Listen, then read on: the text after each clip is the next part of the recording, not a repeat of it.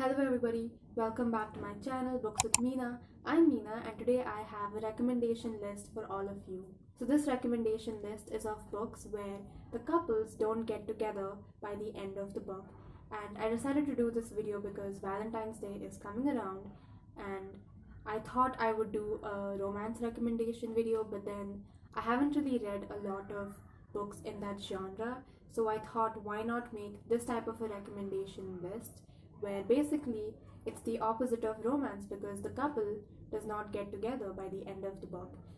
And just to be more specific, the two people who are introduced to us as like love interests or possible, a pairing in the beginning of the book don't get together not because one of them dies or one of them is shipped off to a boarding school, to Scotland by the parents. These are characters who actively choose not to be in a relationship in the story by the end of the book. So, also just as a spoiler warning, I haven't even mentioned these books in the description box below because even mentioning these books is a spoiler in itself. Most of these books on this list are contemporaries, so I don't think that putting these books on this list is a big spoiler. There will be like some mild spoilers if you are the kind of reader who doesn't like knowing anything about the book going into it. So I am warning you, go into this recommendation list knowing that it's going to be kind of spoilery. So jumping into the list, the first one is going to be Our Chemical Hearts by Crystal Sutherland. This one is a young adult coming of age contemporary about Henry, who he's just your average teenage guy going to high school. His life kind of flips upside down because of Grace Down. When she enters into his life, she is the new girl at his school and she is kind of different from the other people. She doesn't really have any friends. She's not trying to make any friends. But Henry and Grace become friends. Eventually, they start this relationship, and that is where the book starts off. So, the best way I could describe this book is that it is a retelling of Looking for Alaska because the writing styles, even of both of these books, are very similar. Even the premises are very similar. It's about like your kind of just average normal guy who has like a very normal, boring life until this like mysterious girl enters into his life and changes things up quite a bit. Um, so I really enjoyed this book. This has a 2020 adaptation with Lily Reinhardt, which I also really liked and enjoyed. This book is a lot about like your first love, your first heartbreak. Where Looking for Alaska kind of plays into the MPTG, the Manic Pixie Dream Girl trope. I would say that Our Chemical Heart subverts this trope or even calls it out at certain points in the book, which I really liked to read about in this story. And overall, it was quite a short, fun book that was pretty introspective and well written, in my opinion.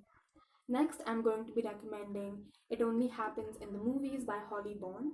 And this one is a young adult contemporary about Audrey, whose parents have just gone through a very messy divorce. She has herself broken up with her ex-boyfriend recently, so Audrey is a little bit jaded about romance and love in general at this point in her life.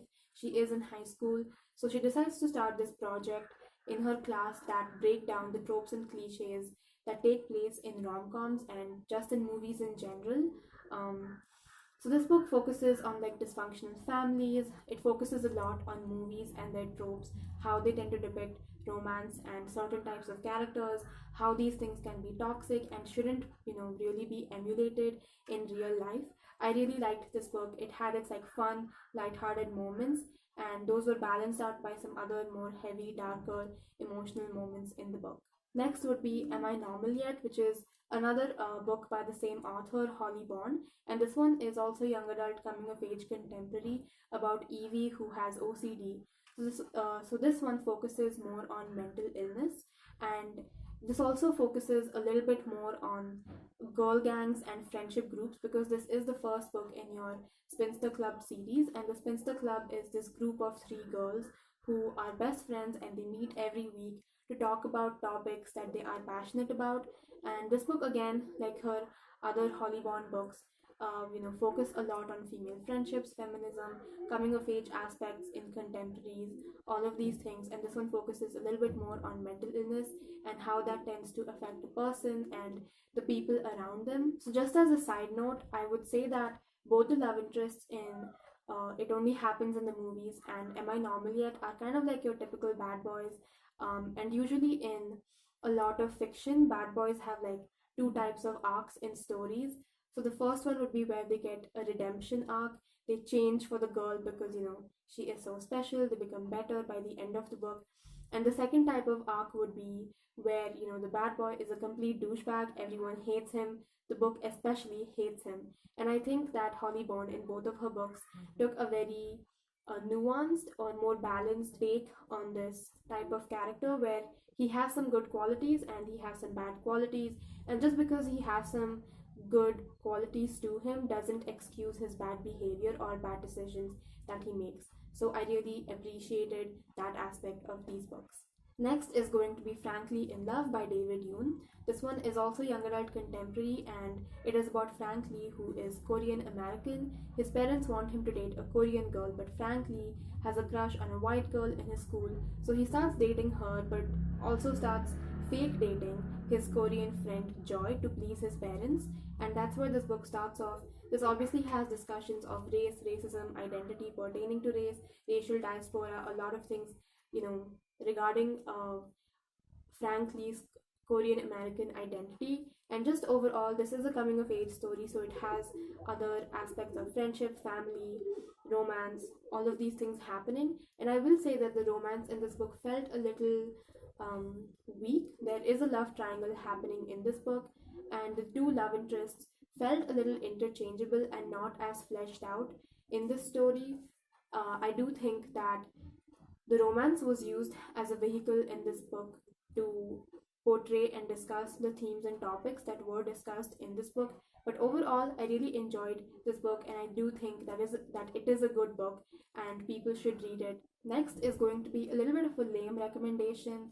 It doesn't really fit this list, but I decided why not just put it over here, and that is going to be Little Women by Louisa May Alcott. This one is a classic. Everyone has at this point read the book or watched the movie. And the first time I remember reading this book and I thought that Joe and Laurie would definitely end up together, but that did not happen, and that really surprised me. And they don't really like get engaged or get married or start dating at any point in the book. They do strictly remain friends throughout the book. But I decided why not put it on this list? It kind of fits, and it is still a good book that I think people should read. So if you haven't read the book, go read it or watch the movie. Both of them are great. My next recommendation is going to be Our Year of Maybe by Rachel Lynn Solomon. This one is also young adult contemporary about Sophie and Peter, who are best friends. They have been best friends since they were like really little, like maybe 5 or 6 years old. Peter has a chronic kidney illness which does not really allow him to leave his house. He is homeschooled. Sophie, on the other hand, has a more normal life, and she has always been there for Peter. Sophie has been in love with Peter for the past few years. At the beginning of the book, she turns 18 and decides to donate her kidney to Peter, partly because she is his best friend and she wants what's best for him, but also because she thinks that doing this act is going to solidify their bond, and Peter is going to realize his feelings for Sophie and they are going to live happily ever after together. So this book was, in the first 20%, very frustrating to read because of the main characters and the poor choices and decisions that they make, but they grow and change throughout the book so much. I really appreciated that aspect of the book. Going into this book, I was pretty apprehensive because I thought that the chronic illness would be used as some sort of plot device to just induce drama into the story. But that was so not the case with this book. I think everything was handled so well, from Sophie and Peter's relationship or friendship and their complex feelings for each other. Sophie is Jewish, Peter is half Jewish, and we get to see Peter especially grappling with his half Jewish or Jewish identity. In this story, there is a side character who's a teenage mom, and overall, this book is it's about the growing pains of being a teenager, how you have friends whom you have known forever, but sometimes you break up with them, sometimes you find new ones, sometimes you go out there and put yourself out there, find new things about yourself. It was just a very heartfelt story that I ended up appreciating a lot. My next recommendation is going to be The Thing We Call a Heart by Shaba Karim. This one is also young adult contemporary. It's about a Pakistani American Muslim teenager living in a predominantly white neighborhood. This one is taking place in the 2 months before she goes to college. It is a very short and concise book, and it packs a lot in this like few amount of pages. This book, while overall having a pretty light-hearted tone to it, does discuss some heavier topics. Because the main character is brown and Muslim, she kind of experiences some amount of racism, and this book also, I would say that this book discusses the Indo-Pakistan partition that happened in 1947. It is again a coming-of-age story with like friendship, family, romance, all of these things happening in it. My favorite part of this book was the way that the friendship between the main character and her best friend was depicted. Both of them are Muslim American, Pakistani American teenagers. Kind of embraces her roots and that culture more. She tries to integrate herself into that more, whereas the main character rejects this side of her and tries to distance herself away from being identified as like Muslim or brown or Pakistani. And these two girls still really cared for each other, and they never really allowed their difference in opinions and choices to affect their friendship. My second to last recommendation is going to be Like a Love Story by Abdi Nazemian. This one is a young adult historical fiction about three teenagers living in New York in 1989 and how they are grappling with their surroundings, which are